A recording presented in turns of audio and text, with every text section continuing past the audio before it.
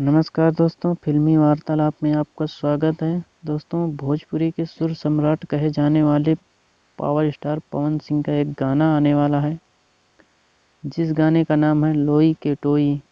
दोस्तों, ये गाना पहले भी वायरल हो चुका है और अब इसको रिलीज किया जा रहा है आदिशि फिल्म यूट्यूब चैनल से।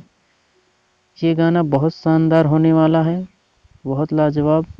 इस गाने को लिखे हैं प्रिंस प्रियदर्शी और निक्की निहाल जी ने, और म्यूजिक है इसमें प्रियांशु सिंह का, और गाए हैं इसको भोजपुरी के पावर स्टार पवन सिंह।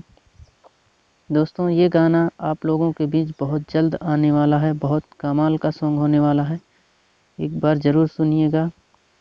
दोस्तों,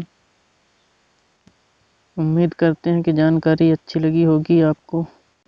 दोस्तों, जानकारी अच्छी लगी हो तो चैनल को ज़रूर सब्सक्राइब कर लेना और बेल आइकन का घंटी दबा देना, वीडियो को लाइक कर देना। जय हिंद, धन्यवाद।